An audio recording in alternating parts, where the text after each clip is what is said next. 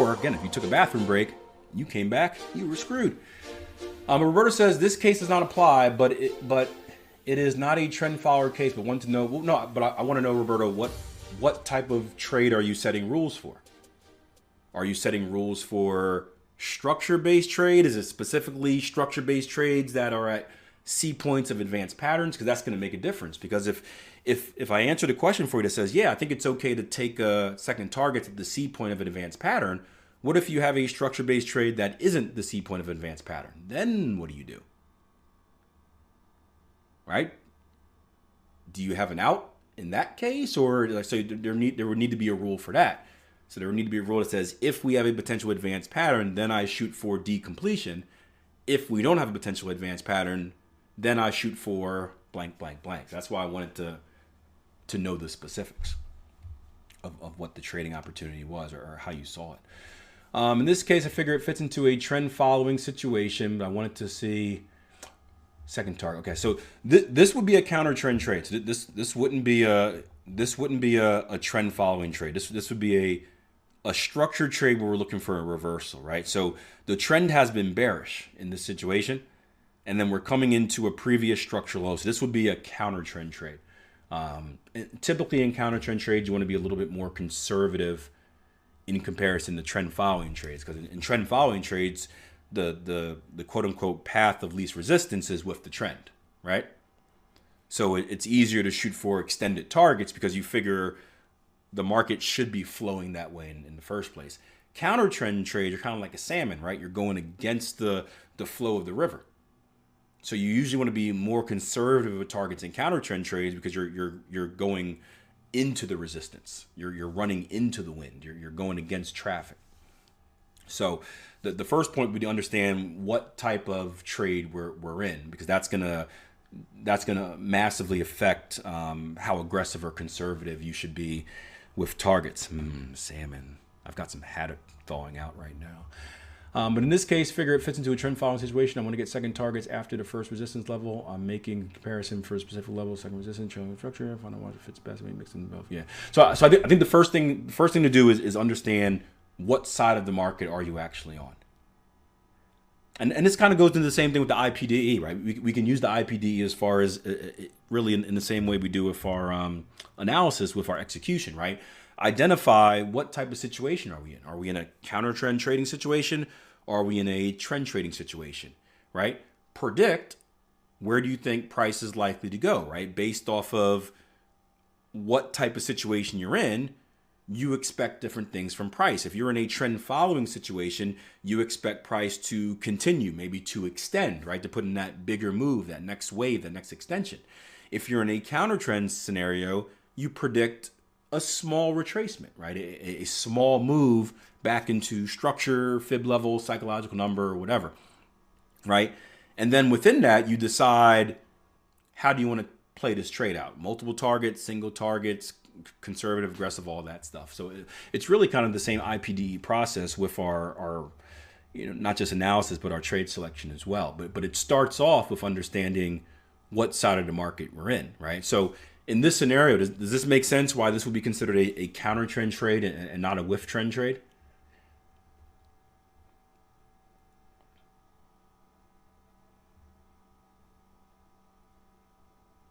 And if not, let me know. Okay. Yeah. So with that being said, you probably want to be, I'm conservative, so I always think look for the first side of danger, right? That's me. I'm a punk. Yeah, whatever. But more so in counter trend trades, you probably want to look for the first obstacles in your way versus shooting for the moon. I think it's, I know we get caught up in hearing about reversals and stuff like that, but sometimes it could be, we don't want to overshoot. I heard this before. I don't know where I heard it from, but I'm watching a lot of videos lately, and maybe was it the SMB training? I don't know, but someone said that we should always leave money on the table. Now let me know how does that quote seem a little odd to you? We should always be leaving money on the table.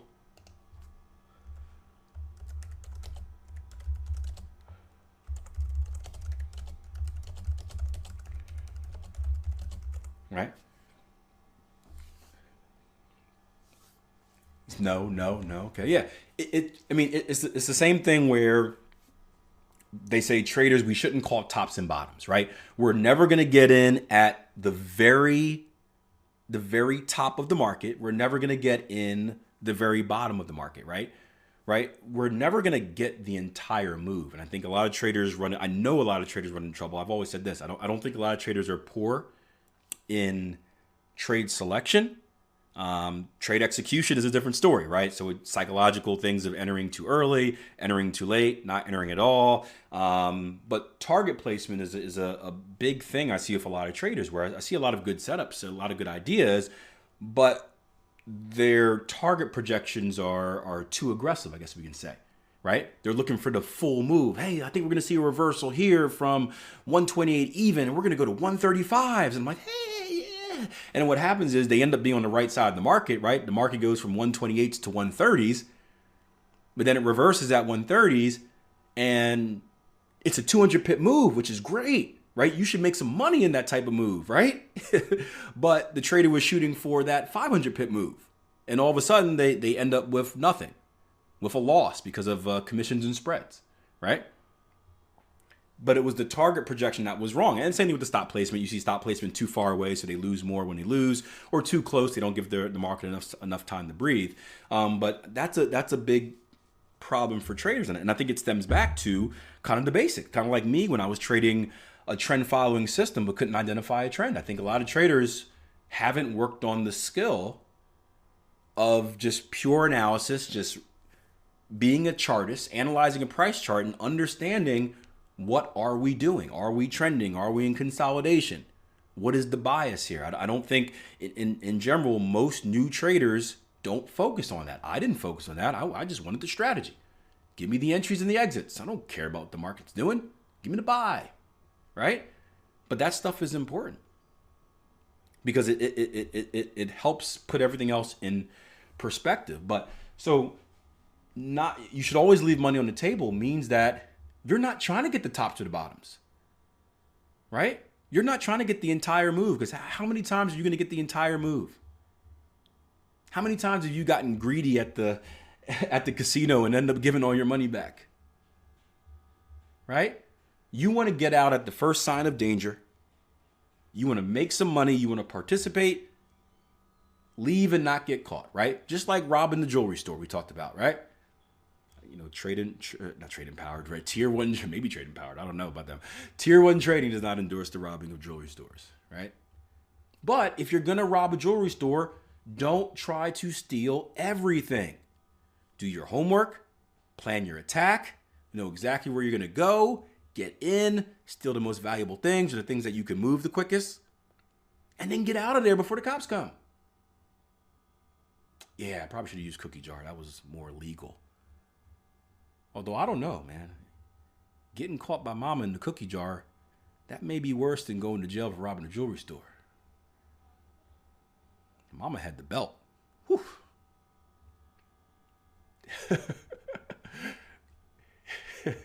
Yeah.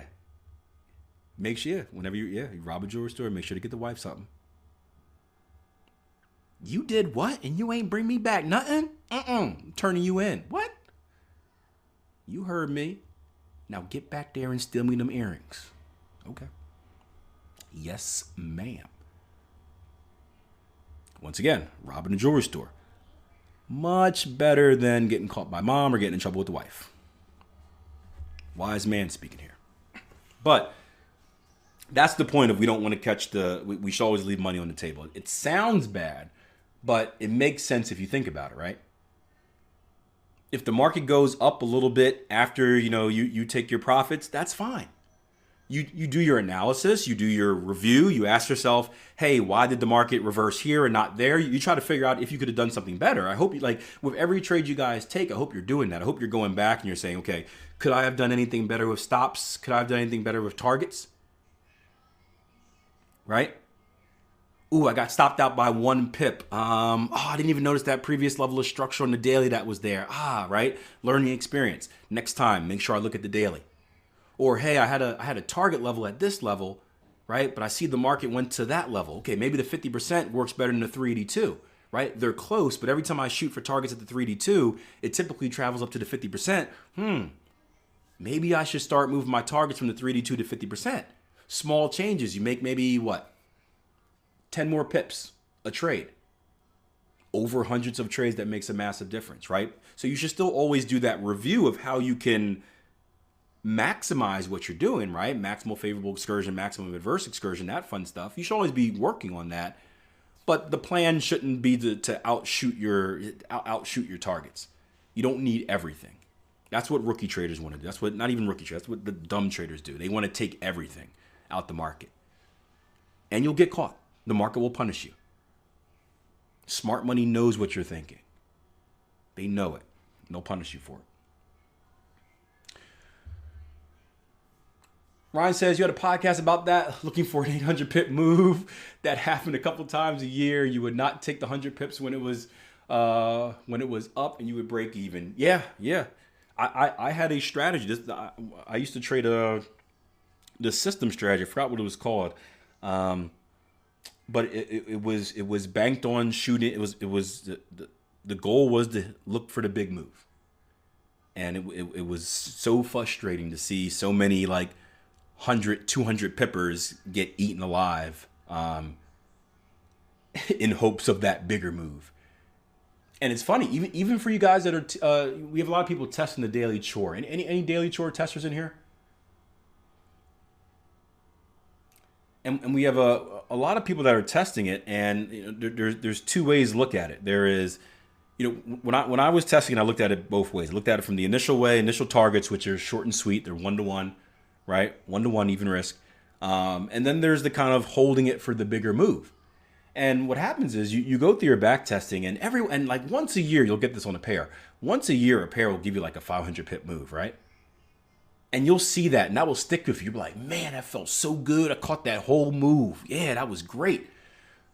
What you don't notice is that if you would have just consistently taken the smaller moves, right, all of the other smaller normal trades that were, that ended up being break even because you were shooting for the bigger move, right, you probably would have made more than what you captured on that one move.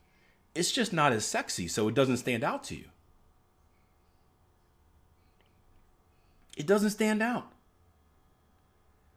I'm trying to think of a sports team right now that plays like nasty and dirty, but they win. Chelsea's kind of like that, right? No, Spurs is kind of like that. They can score too, but they. Why you got to throw Everton in there? We just played nasty and dirty. It's like looking at Leeds, right? For example, right? Watching a lot of Leeds this year because I love the way they play, right? Leeds United. And they're all out offensive. They just go for it. And it's beautiful to watch. And they don't bend or break for anyone. Their plan. But they give up a lot of goals and they lose, right? So it's like, does it really pay off that much? Everton's the same way, just not as much goal scoring. And you look at someone like Spurs, I believe this year they've been playing a lot more defensive counterattacky, and it's not really sexy. But it gets the job done. And they're on the top of the table. They've got an amazing striking core as well, which probably has something to do with it. Son on fire. Kane with all those assists. Who is that man?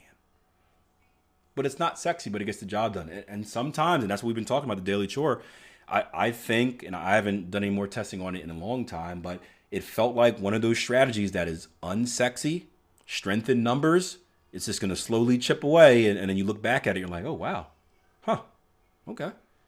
But there's not going to be anything that stands out. There's not going to be any big trades that stands out. And that's the reality of trading. You got to look at this as more of, closer to what investors are instead of gambling, where, if you have any, and you guys have probably seen your investment accounts, right? If you were to look at a month-to-month kind of report on them, it's disgusting and nasty. You don't really make anything. But you look 5 years ago and you're like, oh, wow, how did that turn into that, right? Trading is the same way. But a lot of new traders, rookie traders, they want that gambling experience. They want that big win that feeds the ego that they can talk about and brag about, and it feels like they won the lottery. And, all you got to do is ask yourself, how often do you win the lottery? With what you won off the lottery ticket, was it worth the amount of tickets that you bought, right? When you're buying them every day for 3 years and you finally win a little bit of money, you probably would have made more money if you wouldn't have wasted money buying those tickets every day. One of those type of things. Joe says, what's a good monthly return on investment? If you're above 2%, you're considered a good trader typically. If you're above 5% on average, you're considered a great trader. If you're at 5%, a great trader. Again, a little bit, Forex is a little bit different because it's leverage. So you can do some funkier stuff with that if you want. You could be a lot more aggressive. But in general, I mean, 5% is going to give you a 60% year. A 60% year is incredible. If anyone tells you that a 60% year isn't incredible, you smack them in the face. Someone did that the other day to me, and I laughed. I was like, my best year was a 60% year. So I was like, my best year. Like, what was your best year? I'm like 60%. Oh, you like 60% a month? No, a year. He's like, that's all? I slapped him.